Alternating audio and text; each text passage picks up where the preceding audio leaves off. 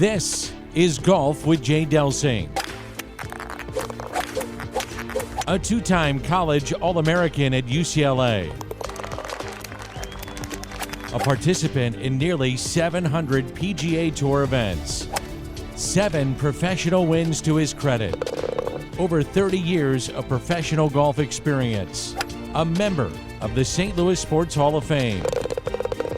This is Golf with Jay Delsing. Good morning. This is Golf with Jay Delsing. I'm Jay. I got Pearlie with me. Welcome to the show. Pearlie, what's happening this morning? Nothing much. An awful lot to talk about as usual. Looking forward to it. And one of our favorite athlete announcers today. So that's awesome. Yeah, we got Taylor Twellman, my nephew. He's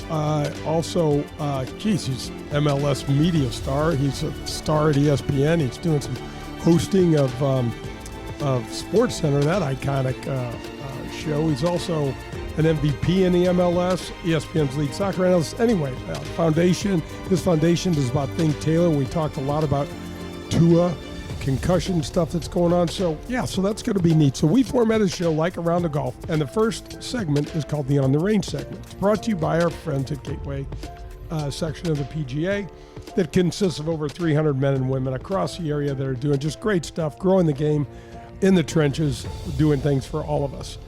Each week, we also give away a dozen TP5 golf balls. To enter, send me an email, jay@jdelsinggolf.com. Put the word balls in the subject matter, and you will be entered for that drawing. Pearl, let's just tell the folks who this week's winner is. It's Tim. I'm not sure if it's Goody or Good. It's Tim, Goede. He is our winner. Last week's winner was Brian Harris. We're up to date with getting the balls out to everybody. Want to thank Jeff Thornhill, with TaylorMade Golf, who's done just a phenomenal thing for us to provide this cool giveaway. We also want to thank Bob and Kathy Donahue at Donahue Painting and Refinishing, 314-805-2132 for the inside or the outside of your home. Great people and doing a good job. All right, Pearl, we have a lot to cover, and the interview with Taylor went a little long, as you can imagine, but a couple of things. 2 of the most obscure rules happened in the last 10 days or so, maybe 2 weeks now, on across the world. 2 different situations, one down at Sanderson Farms, one at the Italian Open. I'm not sure if you saw these things, but it's so weird. First of all, the Thomas Pieters, the Belgian, is standing over about a 30-foot putt, and he's in the middle of his routine and going through it. He makes a backstroke. Someone in the gallery around the green in very close proximity coughs or sneezes or distracts him, Pearl. He tries to stop his stroke. He hits about 3 or 4 inches behind the ball, and the ball literally goes a foot and a half. Was this his practice putting stroke or his actual putting stroke? His actual putting stroke. He got to replay the stroke because it was deemed, according to the new rules of golf, that he hit it and was not intending to hit it. I looked at it, I watched it, I'm like, wow. Well, I thought if you address the ball, your intent is to hit the ball. He got through the middle of his. That's interesting. That's interesting, Jay, because if you go up on the tee and you tee the ball up, so you've addressed it, and you just nudge it off the tee, you don't have to play that ball. Right. I know. So you get to re-tee it at no stroke. So I see where the angle is now. Well, John, it brought to mind in the Ascension Charity Classic qualifier that we were with, and Brian Cooper on the 13th green at Norwood. We're standing there, and it's his turn to putt. He's 30, 40 feet from the hole, and you and I are looking at our putts, and the next thing you know, we turn around. His ball's nearly rolled off the green. Well, I forgot to give you crap about that because you referenced then a Barry Jekyll incident. So I'm thinking you're going 45 years back. Oh, they killed me on that. Coop's looking at you like, who the hell's Barry Jekyll? The Night of the Jackal? What the heck are you talking about back there, Delsing? I know. And they had changed that ruling, and it worked out for the betterment of him. In Barry's case, John, he was probably 45 feet from the hole. We were playing at the Byron Nelson. It was crazy windy. He marked his ball, went down by the hole. The wind hit his ball, rolled it down to within a couple inches of the hole from about 30 or 40 feet. But the old ruling, he had to put it back. No, I'm wrong. The old ruling was he got to play it. So he got to tap in for birdie. Brian Cooper's ball rolled off the green. The old ruling would he had to have to play it off the green. He got to put it back. And so my question to you was, where does he place that ball? Because he doesn't know the exact spot, and that's supposed to be a thing. There's a lot of things. I know. So that's anyway. Okay, And so then that's the one ruling. What's the other? the second ruling was with Sam Burns last week down at the Sanderson Farms. He's on, gosh, I forget what hole, 8th hole maybe or something. Hits this drive and hits an overhead wire, and his ball goes careening out to the right. He just stands up, has his caddy throw him another ball, and pipes one right down the middle, and went on like no big deal. One of his playing partners was like, "What's going on?" He goes, "My ball hit the wire," and his playing partner said, "I know," but he didn't realize it is a must replay. It could have hit the wire and gone in the hole, and he has to replay that. And that is something, Pearl, I don't know if I've ever seen that on the PGA Tour before. And, we played a lot of college golf, that there were wires and all sorts of junk out there. One of the biggest shots of my college career was at the San Joaquin Valley, the 18th hole. I'm coming down the third round. We were very much in contention. I block my tee shot. It goes in the right rough. Somehow the ball's sitting up. I hit this wild flyer lie 3-wood right at the pin, hits the wire. I have to replay it. So now I have to drop the ball. Of course, remember we dropped it, shoulder height or behind our back, whatever it was at the time. And now that ball goes straight down to about 3.5 inches of rough. I'm hitting sand wedge, trying to slug it out 20 yards to get it to the fairway. So that easily could have cost me, I don't know, somewhere between 1 and 3 shots. After I got mad, stomped and stewed and shanked the next 2 shots, I think it cost me 4 shots. No, you had a good tournament there. Where did you finish? I did have a good tournament. Yeah. I did have a good tournament, but that was one of the ones that did not work in my favor. Right. That's going to wrap up the On the Range segment because our interview with Taylor is quite long, but I'm tipping our cap today. The tip of the cap is brought to you by my friend Colin Burnt and our friends at Dean Team Volkswagen of Kirkwood, 314-966-0303. Just saw Colin this week. Folks, if you want to meet Colin, just send me an email, j@jdelsinggolf.com. I'll personally introduce you to him. Pearlie's got a vehicle from Colin. I've got a vehicle from Colin. My daughter Joe's got a vehicle from Colin. And my niece Alex is just now getting ready to buy a vehicle. So he will take care of you. I'm tipping our cap to Albert Pujols and Yadier Molina. Completely off the subject of golf, but what they've done for the city. We just had the most remarkable wrap up to the 2022 home stand, and they honored Albert, who to have surpassed Babe Ruth in not only home runs, but in RBI. So he's second all time in RBI. And they honored Yadi, and the memories, the world championships, the things they've done for the community, just terrific. So it was a really special day last week. I'm a huge baseball fan, and I know a lot of you are, so we are honoring them. And I want to thank Colin at the Dean Team Volkswagen of Kirkwood, 314-966-0303. That's going to wrap up the On the Range segment. We'll be right back with a Taylor Twellman interview on the front nine. Jay and John will be right back. I want to officially welcome Daugherty Business Solutions as the new title sponsor of this show. So who are they? Well, first of all, they've been headquartered in St. Louis for the last 37 years. They're the #1 largest IT consulting firm per the St. Louis Business Journal. They're also the #1 largest software development company per the St. Louis Business Journal. They were voted #1 top workplace in St. Louis for large companies. There's over 2,500 teammates in 30 states and in 3 countries. There are 11 Daugherty regional development hubs in and around the world. If you live and or work in the St. Louis area, chances are that through their business or their extensive community work, Daugherty Business Solutions has done something positive near you.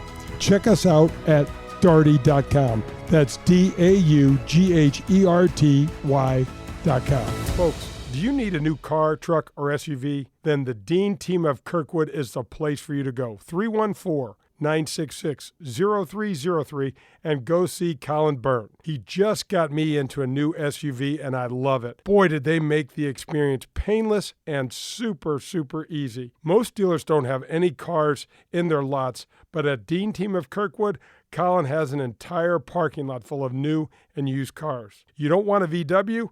That's no problem. They have Audis, BMWs, Mercedes, anything you want. Colin and the Dean Team of Kirkwood will go get it if they don't have it. Call them at 314-966-0303 or go to DeanTeamVWKirkwood.com. The Dean Team, for all your car buying needs. You're listening to Golf with Jay Delsing. For golf tips, news on the latest equipment, and everything golf, log on to golfwithjdelsing.com. The Front Nine is coming up. Folks, are you in the market for some additional protection for your ride? You need to call my friends at Vehicle Assurance. Their number is 866-341-9255. Sherry Fain is the owner and president, and she and her team are committed to helping you with your unexpected auto repair bills. They are committed to finding the right protection for you, your budget, and your family. They only work with the top vehicle service providers in the country. Get the protection and the peace of mind you deserve. That's Vehicle Assurance, 866-341-9255 for a free quote. 866-341-9255. How would you like access to 90 holes of golf? Well, that's what happens when you join at Whitmore Country Club. You get access to the Missouri Bluffs, the Links of Dardenne, and the Golf Club of Wentzville. And guess what? No cart fees included in that deal. There's no food and beverage minimums. There's no assessments. They have a 24-hour fitness center, 2 large pool complexes, 3 tennis courts. Year-round social calendar includes holiday parties, picnics, date nights, live music. They even have a kids club for your children and much, much more. There's junior golf, junior tennis, and swim teams available. This is a family-friendly atmosphere, and they have a wonderful staff. If you get out there, you got to poke your head in the golf shop and say hello to my friend Bummer. He is a terrific guy, and he will help you with your game and show you around. And don't forget, there are golf leagues, skins games, members tournaments, and couples events available all year round. Visit WhitmoreGolf.com. That's WhitmoreGolf.com. Hey, welcome back. This is Golf with Jay Delsing. I'm your host, Jay. I got Pearlie with me, and we are headed to the Front Nine. It's brought to you by the Ascension Charity Classic. We already know the dates. Next year, September 5th through 11th at Norwood Hills. Get there. Check it out. It will be fun. All right, we are going right to my interview with Taylor Twellman. He is ESPN's lead analyst and a former MVP in the MLS. Taylor, good morning. Buddy, we are old. I'm 42, and you're introducing me as your nephew? Uh-oh. Start over. Dude. Make us younger. What the hell? Start over. I know. Jay, go back to Taylor Delsing at Orlando, Florida. Oh, we got to tell that story. We've got to tell that story. So, folks, we are down at the Disney Classic, which is we played on the Magnolia and the Palm golf courses, and they have a father-son golf tournament. And you are how old? 5? No, I think it was a little older because remember my huge-headed brother was about, say it was 9. Okay. I think 9's the safest bet on that. Okay, so they've got this really cool father-son golf event, not father-child, father-son. And, of course, I have 4 daughters, so your mom and dad and James, who decided to go flying off the golf cart, like right in the middle of one of our turns, which we could talk about that later. But anyway, you and I got to play as a father-son. So you were Taylor Delsing for an afternoon on the I think they used to call it like the Wheelinks, the Disney Wheelinks. Yeah. And we had so much fun together. I think we played with Doug Toole and his son. And, we did. And who was our third? It was Raymond Floyd and his son. Oh, and that's always weird. Yeah. The best part of the whole thing for the listeners, though, Jaybird, is the fact that what's the best part for me is this. And for anyone that knows me, you know how much I love golf. But Jay and I are sitting there, and we're going to hit the ball a mile. That's what we do. So we do that. And obviously Doug Toole, Raymond Floyd, everyone in that group's like, wow, this group's going to be good. Until I 5-putted the first green. Well, but we got to put a big asterisk there. So Disney has got all of this property, and they do things extremely well, except for the greens on their Little Links course because they were AstroTurf. Yeah. Remember? And I remember on the first one, I go, Bud, this is going to be fast. And then I went and got my wedge. I didn't get the memo. Yeah, I didn't get the memo. I just went and got my wedge. I was like, I'll just go get my wedge. And then I chipped it back up there 3 feet, and then I got my wedge again, remember? Yeah, it's not the Tiger Woods, Charlie Woods golf tournament that the viewers and the listeners are used to. This was a lot different, although I did get a plaque. It's somewhere. I don't know where it is. Somewhere in this house. and it says Taylor Delsing, and that was the end of that career. I remember them calling you up to get that award as Taylor Delsing. I'm like, I don't know if this is a good idea or not, but we're committed. We're too far along the line, man. We can't turn back. It was so much fun. So much fun. Yeah. So how's it going, man? Tell us a little bit. We are so excited here in the Lou, as you know. St. Louis City, which your dad has got such a huge part of, but Carolyn Kindle, the only female ownership in MLS, the city of St. Louis, which is such a soccer mecca, Dale. I mean, we are so excited to get this thing going. Yeah, I mean, the one thing we have to tip our cap to is what the Taylor family has done. Obviously, Carolyn has done so much of that, and she's the face of that, but everyone behind the scenes, the Taylor family did everything and more, because to do this in a pandemic, to do this when inflation is through the roof, and to over-deliver with everything that they promised. They promised the stadium. Jay, they didn't promise the stadium that they built, because that stadium that they built is better than what they promised. They promised the training facility. It's better than what they promised. They've over-delivered in all the important ways of building an infrastructure and setting the tone. Now, obviously, in MLS Next Pro, St. Louis City 2 has had great success. They'll be in the Western Conference Final this weekend. So they've just done a lot of things the right way, but that city loves it. There's few cities in America where soccer's at the heartbeat of what the city wants to be and what the city is all about. And so I'm extremely grateful. I'm extremely humble in the sense that I am from St. Louis and I was raised, that city made me who I am. But for that family to believe in what they're doing and to deliver what they're doing, Don Garber, every time I see him, mentions, buddy, you didn't tell me that that's what this is going to be. 50,000 plus season ticket deposits, Jaybird. 50,000. It's ridiculous, Taylor. I mean, the Taylor family, I've had the pleasure of doing some business with them on the golf side. And these people, the culture that they develop within their organizations, I mean, I sit around listening to dinner and Chrissy Taylor gets up there. And I mean, if she told me, come on, just jump off the table, we can fly, I'm going. She's just that kind of person. She's dynamic. And so it's no surprise that these guys do things at the level they do it at, Taylor. And we just finished the Ascension Charity Classic here in town. And, of course, nobody on the Champions Tour is getting courtesy cars for the players because of the pandemic and because of the crunch on vehicles, except St. Louis because of Enterprise and National. Yeah, it's just what they do, Jay. But I think the most important part for the listeners is that they believe in the city. They love their city. They love St. Louis. They stand for St. Louis. They wouldn't be doing this any other place in this country. And so, but they're going to also do it their way. They want to do it their way. So it's going to be unique.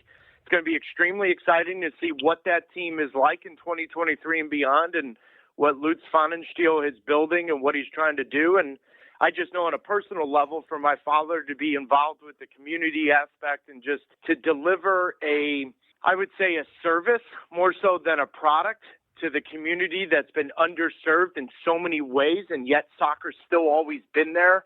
I think of the players that, Albert Pujols, who I played Legion Baseball with, Ryan Howard, David Freese, all of these guys, Jay, that grew up in St. Louis, that saw Busch Stadium, saw the Cardinals, they knew what to aspire. Jay, do you have any idea what that stadium's going to do for the sport of soccer? I don't think people fully understand. When Jason Tatum for the Boston Celtics is telling me, buddy, did you see the stadium? Like that, I don't think people fully understand what the impact that it's going to do for that city, how it's going to make it more inclusive from people in North County, South County, West County, East County, everyone coming to the games. It's going to make downtown more affluent. Jay, I just don't think people can really fully grasp what's going to happen when that stadium opens up. Taylor, there's no question. I have been blown away watching that thing come together, and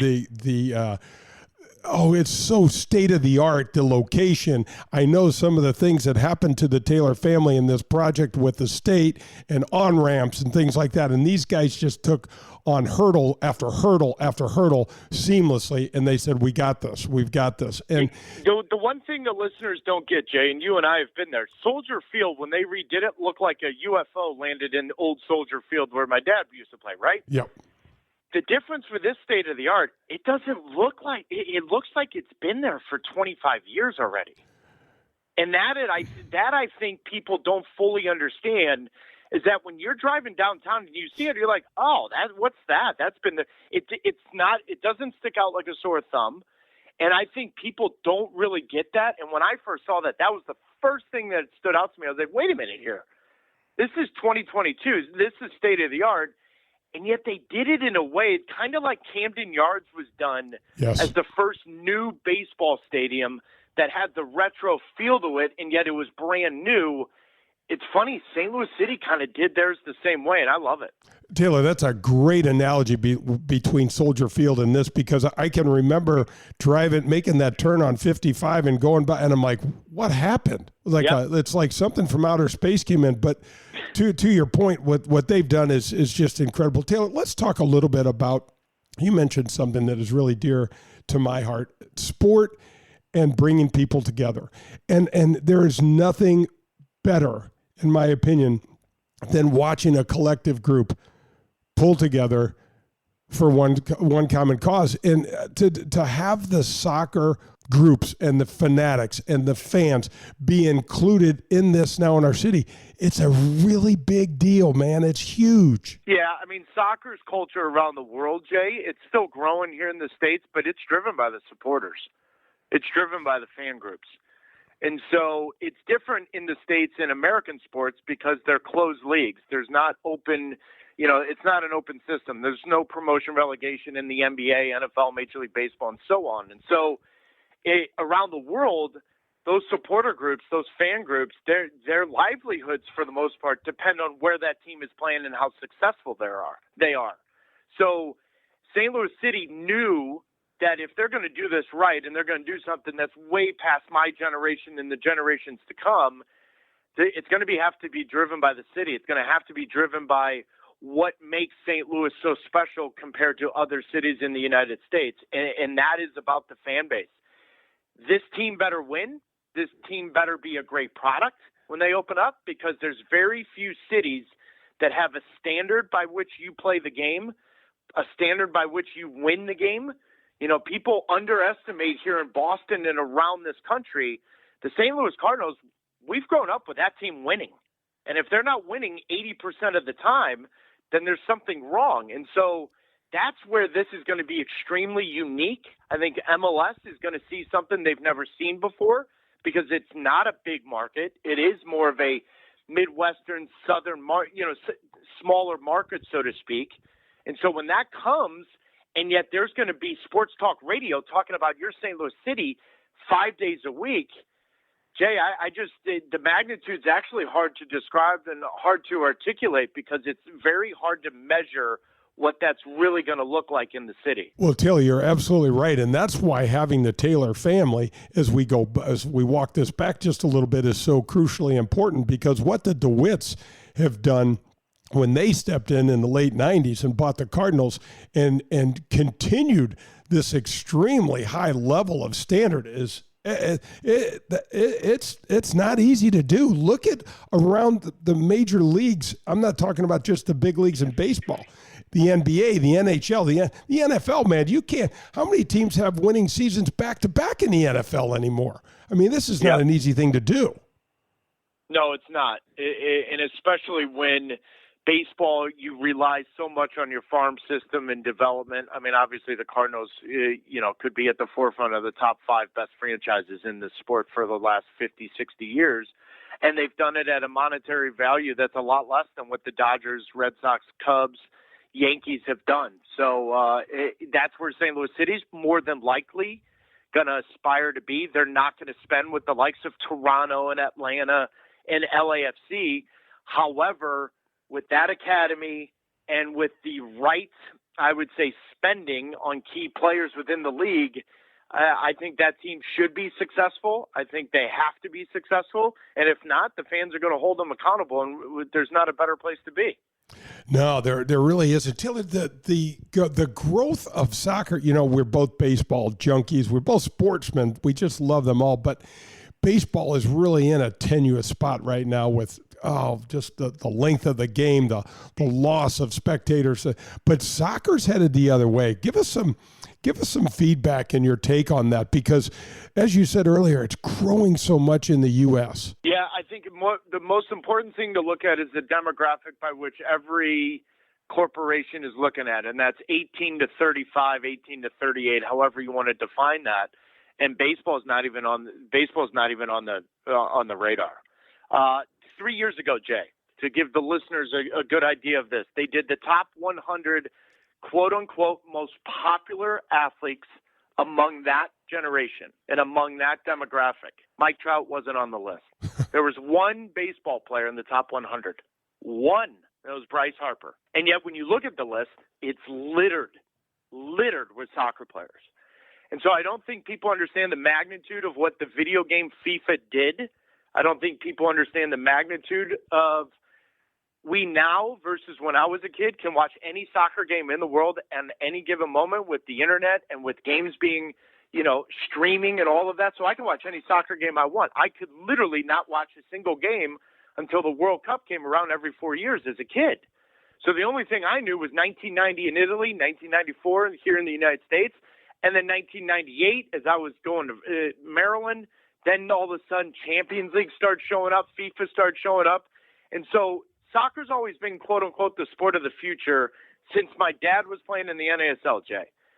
But now that future is actually here, and what you're starting to see are measurables of how to define that. The NHL is nervous at their ratings, not Stanley Cup playoffs. That's different. But their regular season ratings on ABC are the same as Major League Soccer. There's now measurables where you're like, wait a minute, what's going on? Baseball is the one that is sweating.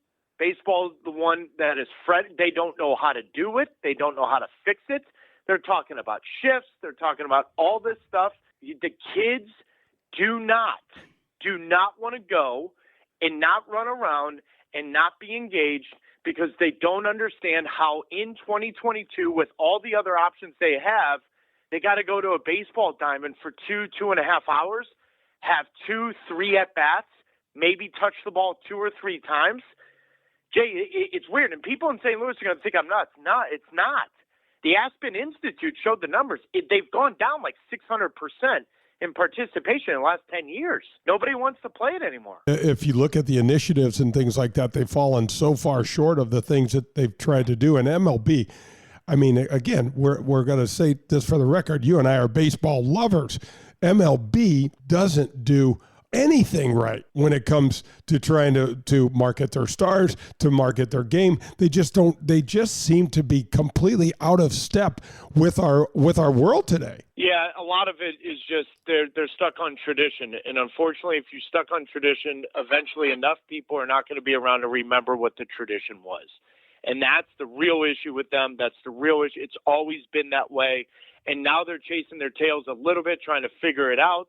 Now, granted, the World Series will always rate, Jay. That's never going to go away. But the regular season games of 162, my man, I live in Boston. The Red Sox this year are 4th in the city with regards to community outreach, in the sense of, let me rephrase that, on how they are perceived in this market. I'm going to say that again. The Boston Red Sox are 4th. It's not going to change, Jay. It's just not going to, because sooner or later you and I are going to be gone. We're old farts, dude. We're going to be gone, and everybody's going to go, yeah, I didn't grow up with it. I didn't play with it. Okay, that's going to wrap up the first half of the Taylor interview, but don't go anywhere. John and I will be back with the back nine and wrap up the second half of the Taylor Twellman interview. This is Golf with Jay Delsing. Boy, is this housing market tight right now. Are you tired of having the second best bid on your dream home? Call my friend Joe Sheezer at 314-628-2015. Joe's been helping my family and I for over 30 years. He closes millions of dollars of business every year, and he will help you understand the importance of a pre-approval letter, inspections, and pricing your home or your offer just right. If you need to buy or sell your home, Joe is your guy. 314-628-2015. That's 314-628-2015. After my knee replacement, I was able to swing the golf club again without any pain. SSM Health Physical Therapy guided me through the rehab process, and when I was ready, one of their specially trained KVS certified physical therapists put me on the 3D motion capture system. It was awesome. They evaluated my posture, alignment, and the efficiencies of my swing. They gave me golf-specific exercises to help make my swing more efficient and repeatable. Call 800-518-1626. Tell them Jay sent you for special pricing. Your therapy, our passion. Hello, friends. This is Jim Nance, and you are listening to Golf with my friend Jay Delsing.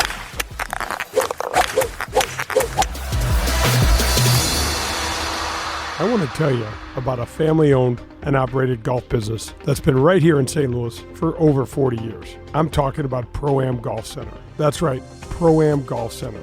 I know you know the name, but I'm not sure you know what they really have to offer. They have everything a seasoned golfer like myself could need, all the way down to what a beginner would want. Pro-Am Golf Center has the lowest price in the area for custom club fitting. I just went and visited CJ. He is terrific. If you call them now, mention my name, Jay Delsing, you will receive a discount on that already low club fitting price. Their number is 314-647-8054. Ask for CJ, or you can visit them at proamgolfusa.com. That's proamgolfusa.com. Powers Insurance is a family-owned agency right here in St. Louis that specializes in providing personalized coverage for the client who has a lot going on. At Powers, they understand that you and your life do not fit in a simple box. So guess what? Neither should your insurance coverage. Go to powersinsurance.com or call 314-725-1414 and ask for Tim Davis. That's powersinsurance.com. I am proud to welcome the Gateway section of the PGA back to my show. Whether you're pulling into your favorite driving range, public golf course, or country club, there is an excellent chance that the staff there is part of the over 300 men and women PGA professionals at over 100 facilities that make up our Gateway section. I grew up watching so many of these fine men and women getting to the golf course at dawn, leaving at dusk, spending their entire day running events, giving lessons, and growing this great game. PGA Reach, Drive, Chip, and Putt, PGA Hope, and the fantastic PGA Junior League are a few of the examples of the programs run by these same PGA professionals. Go to gatewaypga.org to learn more, or to find your next PGA professional for your next lesson, go to pga.com. The Gateway PGA, growing the game we love. This is Golf with Jay Delsing. We're headed to the back nine. It's brought to you by Pro-Am Golf. I just went and saw CJ. Oh gosh, it's been about 6 or 7 days now. Took Luke McLaughlin down there. We had a blast. He's terrific. He's got probably a brand new set of clubs, which we got to talk about because you went to an unbelievable track and had a great experience from what I understand. All right, so we're going to jump to the conclusion of my interview with Taylor Twellman. So let's shift gears a little bit because you talked about tradition and this. I love to get your take on LIV, Greg Norman. And I'll share my opinions as well because I was a huge Jay Monahan fan, our commissioner, coming into this, and I'm really disappointed in some of the things we do. But Taylor, you talk about tradition, and we look at the other leagues, the NFL and the AFL, and all of the things that have happened across the ABA and the NBA, the WHL and the NHL, and all of these leagues that kind of popped up, and now we have LIV. And we have Greg Norman, and we have this disruptor, and he loves that term and loves it to a degree that is a little nauseating for me. But what's your take? I'm going to start it with this as we get into it. First off, the biggest thing I have an issue with is the hypocrisy of all the parties involved. And here's what I mean by that. And I need the listeners to fully understand where I'm coming from here. Sports washing has been in sports for 35 plus years. F1 racing, soccer around the world. Now all of a sudden sports washing now comes into the golf world which is 99.9% white, rich people, and now we have an issue with it. The hypocrisy from the media, the hypocrisy. Listen, if someone wants to go do it, that's fine. That's totally fine. Now, I'm not saying I'm for live. What I'm really struggling with, Jay, is now all of a sudden the standards and the goalposts are now moving from media, the hypocrisy from the PGA Tour, for God's sakes. When you think about the PGA Tour condemning live, condemning everything, and then immediately 4 months later, Jay Monahan and the parties completely construct basically the live tour now, but it's on the PGA Tour. Awful. Like, it's just the entire thing. The hypocrisy of Greg Norman. Like, miss me with the disruptor, dude. Like, who are you, right? You're not the disruptor. The Saudi money is the disruptor. You're the face of it. So don't sit here and say, take credit for it. So Jay, I am struggling with the entire coverage of it because everyone is being hypocritical of who they are and what they were. Where was this sports washing with Chelsea, with Manchester City, Exactly. with Newcastle? F1 racing has been literally washing cash for 20 some odd years. And I know a lot of your listeners have watched the Netflix series. What do you think that is, people? That's washing cash. So now all of a sudden, these white people, privileged white people, want to go do it and join that party. Now we have a problem with them. Like, wait a minute here. It's either you're against washing or you're not. Where I understand where some of the I would say critical comments have come from is, Jay, the disingenuous comments from some of these players making if you literally just come out and say, you know what, the money was too good, nobody's gonna honestly, no one's gonna even talk about you anymore. And here's my example, Jay, you'll like this. Andy Pettit admitted to steroids. Does anyone talk about Andy Pettit? Nobody does. No. Why? He raised his hand. He said, I needed it. My arm was falling off. I didn't want to do the surgery. So it got me through the injury. I did HGH, moved on. Nobody talks about him anymore because he raised his hand and said, yep, he was transparent. Yep. He was honest. So all these guys going to live, just come out and say it. But like Brooks Koepka here at Brookline in Boston comes out and says, I just want to play golf. I just want to do this. Well, not really. You just wanted your brother Chase to get a $15 million payday, and then you'd go, which is what happened. So, Jay, it sucks. I love golf. I love the fact that it's open. It's very similar to my sport around the world with promotion, relegation, and you got to compete. The Q School is the most underrated competition in the entire world of sports. And so Greg Norman, quote unquote, the disruptor, wants to come in and start a new thing. Sure, go ahead, no problem. But the coverage of it has just driven me nuts because, quite honestly, I don't understand how now all of a sudden sports washing is a bad thing. But the same media people, Jay, that when Chelsea signed Christian Pulisic and another player, like, yes, we got him. What do you think Abramovich was doing, people? The analogies that you made with soccer and F1 are fantastic. And the other thing for me, for these players to come out and say, oh, I just want to grow the game. Oh, this is a great opportunity. Oh. Give me a break. Give me a break. The only person that you know, and it's not one of my favorites, but Pat Perez is like, dude, the money was too high. I'm gone. Yep. This is like a lottery ticket for me. I'm 46 years old. This guy hasn't broken 75 but a couple of times, and he's making all this dough. And I don't begrudge them at all for taking the money. I can't stand the way that they just can't man up. Jay, it's so well said because Pat Perez, to your credit, I watch him. I'm like, he owned it. I mean, Harold Varner, another one. He literally put an Instagram post and a Twitter post out there just saying, listen, I struggle with it, but my wife said, what do you want to do? And he's like, I'm going to use a lot of this money for my foundation. He owned it. Exactly. He literally owned it. Yep. He wasn't disingenuous. He literally raised his hand and said, I'm sorry, I can't turn down this amount of money in my lifetime and not try to use it for good. Now, I think all of them, Jay, are going to have a very, very, very difficult time if it stays up. You and I can have another discussion when they don't play in the majors. That's going to be extremely difficult for them because I don't care how much money you make in the world, nobody has memories when you die. That money doesn't come with you. That money doesn't go with you. None of your goods come with you. What comes with you is the memories and the experiences and what you did and how hard you competed. That's the intangible that nobody can quantify. Nobody. And I'm telling you, Jay, I don't know if you saw it, but did you see A-Rod and Barry Bonds the other night on ESPN2? And they were talking about the Hall of Fame, and everyone wants to sit here and tell me, yeah, but Taylor, look at them. They made $700 million. Really? They give it all away for that. I saw two grown men that have a huge pit in their stomach of how they are perceived and how their legacy within the game is changed because of those steroids they did. Live Tour, if it doesn't work and the world rankings don't give them enough to get in the majors, Jay, I get it. Great. You made $200 million. Awesome. Congrats. What now? Because you're going to be watching every major and every tournament what it is. Jay, it's a tough one for me to fully wrap my head around because honestly, it's changing your sport for the next at least 5 to 7 years, and I don't know what it means.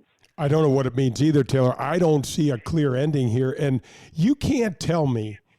So now I see next year's schedule supposedly has 14 events. They're going to be all over the place. And God only knows how they're going to be run, how many people are going to see there. But you're not going to tell me that one of these guys isn't going to sit there and watch the memorial event and have Jack Nicklaus and Barbara Nicklaus and the number one family of golf out there running this world-class event on a phenomenally pristine golf course and seeing this great competition and not, I know to the man that they're going to be, damn, I wish I could play that week. I know they are, Taylor.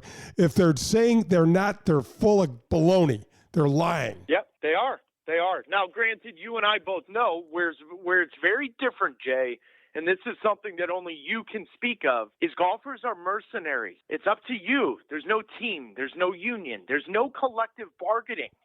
And so the hard thing for people to wrap their heads around, especially when I'm at ESPN talking to the NFL and the hockey guys, and even some of the basketball guys that are now so much into golf where I think over the last 20 years that sport's gotten into more golf than ever, Jay, they don't fully understand how you guys operate. It's up to you, my man. It's only you. It's you and your caddy, and you're on the golf course. You're mercenaries. And so for those players to be offered that amount of money, I get the human element. I totally understand that. Golfers are not given guaranteed cash. You got to play. You and I both know the players at the highest of levels, dude, they're making guaranteed money. At the end of the day, I'm talking more golf than I ever have talked in my entire career. You know, I could talk to the wall. In fact, I do talk to the wall sometimes. But, man, I don't know where we're going with this, and I don't know what it means. More people at ESPN are talking golf than ever, and I've been there 13 years. So everyone's talking golf. And everyone's having the conversation. And I'll end this with it.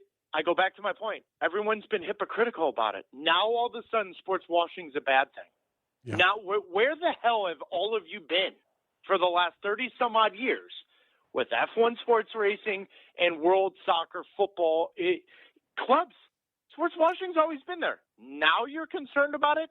That's where the conversation started, but the conversation is going to have to end at some point. It's going to have to end with a middle ground so the viewer and the consumer, which is also the most important part, right, is engaged with your product. Because if you separate the tours, you're literally separating the fan base, and the ratings have already shown that with the PGA Tour events that have been happening without the Live Tour players. I don't care if you like him or not. Bryson DeChambeau is electrifying. You want to watch him. You want to watch him. You want him on your tour. Like, miss me with all this.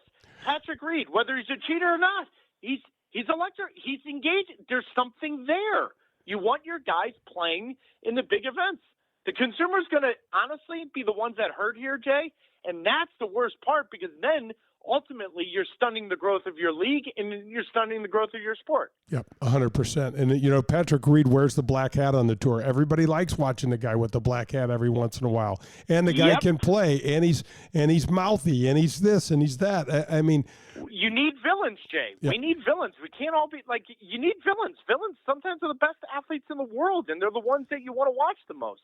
You know, it's interesting, Dale. The best two players in the last 25 years on the PGA Tour have brought more drama and more controversy into golf than Jack Nicklaus, Arnold Palmer, Raymond, Floyd, Ben Hogan did combined. It's an amazing world we live in, and with Twitter and everybody having a voice, it's never ending soon. No, it's not. Taylor, my man, I could sit here and talk to you. I only got an hour, and we're already burned up 45 minutes. I'm not normal Thanksgiving dinner. And I know, right. And you and I are screaming at each other, and we're having so much fun, and we're all passionate about whatever the hell we're talking about, whether we're pitching pennies or we're trying to see who can eat the fastest. Who the hell knows? But we all do it, and it's a lot of fun. I so appreciate your time. Please keep doing what you're doing. And St. Louis City and soccer coming, the big-time soccer coming back to St. Louis is so exciting for our family and for the city. I just can't wait. Oh, it's going to be a blast. And for the listeners at home, Jay and I have one thing in common: often wrong, seldom in doubt. Okay, folks, that'll wrap up the back nine. But don't go anywhere. John and I will be right back with the 19th hole. This is Golf with Jay Delsing. Hey, we have just crowned our 2022 champion, and boy, what a champion he is. Padraig Harrington took away the Ascension Charity Classic trophy, and the three-time major winner also grabbed the $300,000 winner's first place check. We are already ramping up for our 2023 version on September 5th through 12th at Norwood Hills Country Club.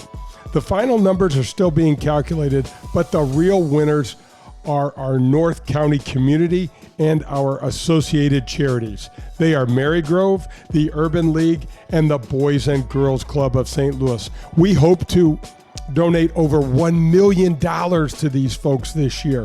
We don't want to leave out PGA Reach and the First Tee as well. Thank you, St. Louis, for all of your support and all you do to make this possible. Well, we just wrapped up our second Ascension Charity Classic presented by Emerson at Norwood Hills. Guys, one of the highlights of the massive hospitality presence was our Veterans and First Responders viewing deck brought to you by Marcone. Final numbers are not in yet, but as of the Friday before the tournament, September 2nd, we had over 700 of our men, women, first responders, and firefighters apply for their complimentary tickets. Wow, what a great turnout. Thank you, Marcone, for all you do in our community. And by the way, the Marcone viewing deck idea is now being implemented at other tour events. Shondelyn Hutchison was admitted to the emergency department at SSM Health, St. Louis University Hospital for unusual swelling, cramping, and tremendous pain in her legs. Life-threatening blood clots were discovered. Immediately, Dr. Keith Piera, a vascular interventional radiologist specializing in minimally invasive procedures to treat blocked arteries, was brought in to see Miss Hutchison. He then discovered that Shondelyn suffered uterine fibroids as well, often so debilitating that it would keep her from working. Dr. Piera quickly treated Shondelyn in both areas. It was amazing, and immediate recovery occurred. Shondelyn is now fully recovered and working and thriving. Thank you, Dr. Piera and SSM Health, St. Louis University Hospital. SSM Health has been helping the greater St. Louis area for over 150 years. Please sign up to play in their SSM Health Foundation Open at Norwood Hills on June 13th. I've been looking for over 3 years for the perfect place to be the official 19th hole of the Golf with Jay Delsing show, and the search is over. Please welcome the Loading Dock to the show. What a great place it is. It is located at the confluence of the Mississippi and Illinois rivers in beautiful Grafton, Illinois. Their patio is killer with seating for over 800, and every weekend the Loading Dock has the area's best live music. There's no reservations required. They have overnight lodging available, and they also have an ice skating rink in the winter months. And don't forget about the super cool Riverside Flea Market, which happens the fourth weekend of each month from April through October. If you're into antiques and collectibles, you gotta check it out. The Grafton Ferry runs directly from St. Charles County to within steps of our parking lot. Go check out the Loading Dock and say hello to my buddy Peter Allen. He is a great guy, good golfer, and a lover of the game. Call 618-556-7951 or visit them on the web at graftonloadingdock.com. for more information on their live music schedule, the Riverside Flea Market, and more.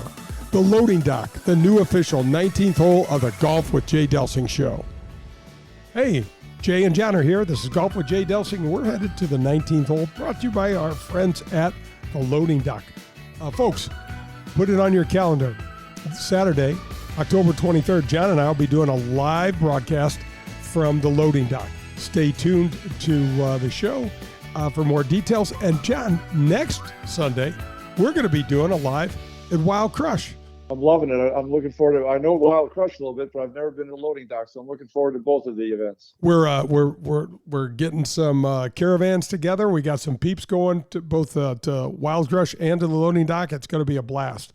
So, Pearl, any other parting shots that you want to chat about with Taylor and his? I guess, John, what I was really and he hit home so strongly, to me at least, was about the Saudi and all the other sports washing that's been going on for years and years, and doesn't understand why everybody is so sensitive now that they're involved in the game of golf. Well, you and I have talked about that. We haven't really been buying into that part of it either. He also doesn't like the kind of hypocritical vantage points or stories that the players and the PGA is telling and that kind of stuff. The one place I want to really challenge you guys, and we've talked on this a little bit, is when he's talking and you're talking about, well, we should have approached Greg Norman differently. We could have shared seasons. That, my opinion, Greg Norman's ego, and maybe the ego of the PGA Tour as well, nobody's going to share. I don't think there's any hope in anything like that. That's just my 2 cents.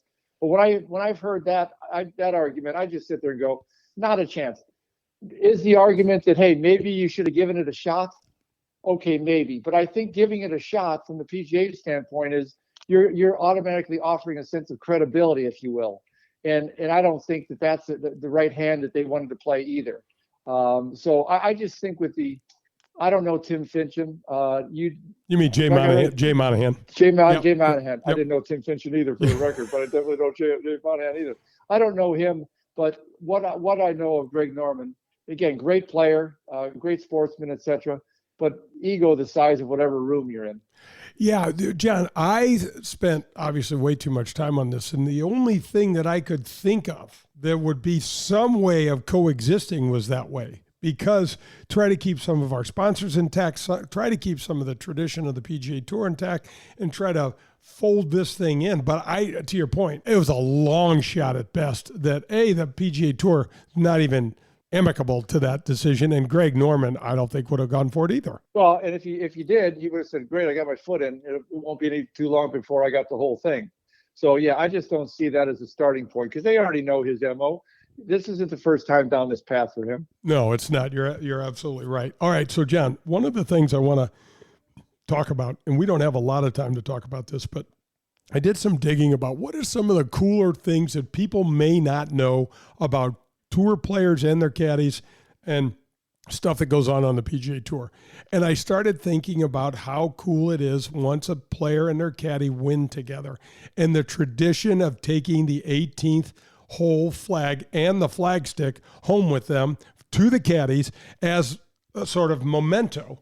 And it's like it is like the supercharged trophy for a PGA Tour caddy to get that 18th hole flag, to get their player to sign it for them. And there's all sorts of drama around this. First of all, I read an article, they tried to figure out where this was started, and nobody could come up with the origin of it. They just know that, oh gosh, it's been around as long as we can remember. Second of all, there's a funny story about Pete Bender, who used to caddy for Greg Norman. And in 1986, Norman won the British Open at Turnberry. And they're standing on the 18th green, and Pete is trying to unscrew the flag. You know how they've got that little washer and nut on the top of the flag stick holding onto the flag. And he's trying to take it off, and all of a sudden, the greenskeeper from Turnberry runs up and says, "What are you doing?" And he goes, "This is the 18th hole flag, and we just won the tournament. This is my souvenir, my trophy." And the guy snatches it out of his hand and takes off running. He goes, "You're not taking this one." So he didn't get it. So Greg and Pete Bender, along with Greg's wife, are sitting in the crowd the next day, and Pete tells him the story, and Greg says, go down on the green right now and go get the cup out of the hole. So Pete runs down there, gets a screwdriver, plops the cup out of the hole, and he's got that cup that was on the awesome. 18th green as a souvenir. That's even a better souvenir. I like that. And then there was a bunch of drama. I don't know if you read the Mickelson book, but Phil would never let Bones have any of the flags.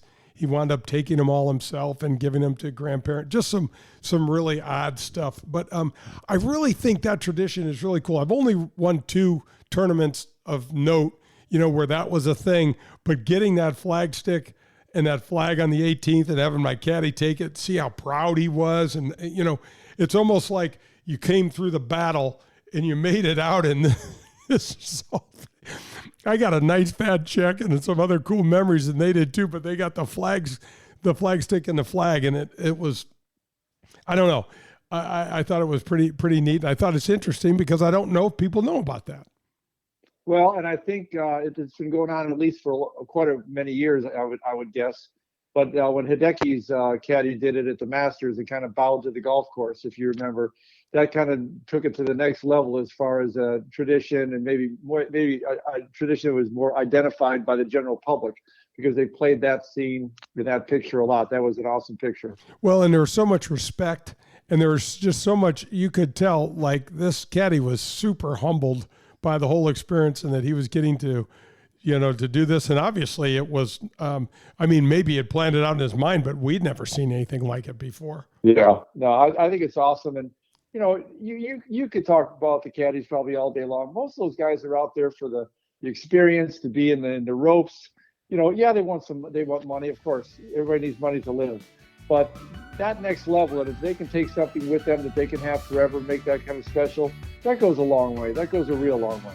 It absolutely does. Pearl, that is going to do it. We got another show in the books. Well, actually, thanks for doing this with me, and we will be back at them next week, Pearl. Sounds good. Have a great week. All right, hit them straight, St. Louis. Hey, we have just crowned our 2022 champion, and boy, what a champion he is. Padraig Harrington took away the Ascension Charity Classic trophy, and the 3-time major winner also grabbed the $300,000 winner's first place check. We are already ramping up for our 2023 version on September 5th through 12th at Norwood Hills Country Club. The final numbers are still being calculated, but the real winners are our North County community and our associated charities. They are Marygrove, the Urban League, and the Boys and Girls Club of St. Louis. We hope to donate over $1 million to these folks this year. We don't want to leave out PGA Reach and the First Tee as well. Thank you, St. Louis, for all of your support and all you do to make this possible. Hey, do you like wine? Have you heard about the hottest new wine bar in St. Louis? It's called Wild Crush Wine Bar, and it's located in Town and Country on Clayton Road, just behind the Straubs. Have you ever experienced self-dispensing wine machines? Well, they are here. The only place in St. Louis and most of Missouri that you'll find them, and it's at Wild Crush. You can choose your size of pour, and Wild Crush will pour the freshest wine in the area for you. The organic argon gas system used at Wild Crush keeps this wine pristinely fresh for up to 60 days. So if you're tired of drinking wine that's been open for a few days, come into Wild Crush for the best and freshest wine selection in the area. Go to wildcrushstl.com and come have one with us.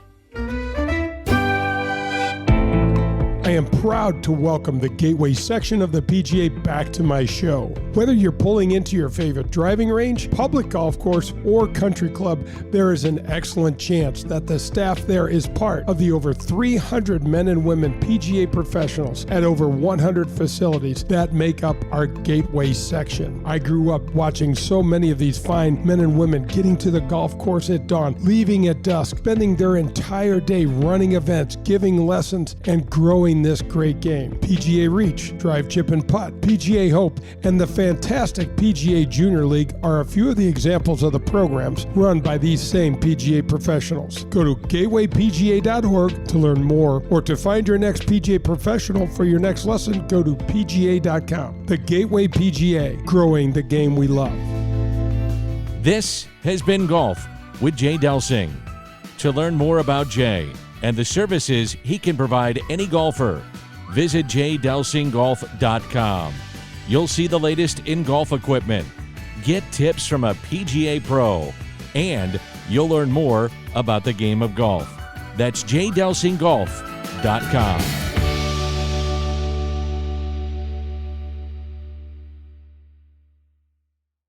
Geico asks, how would you love a chance to save some money on insurance?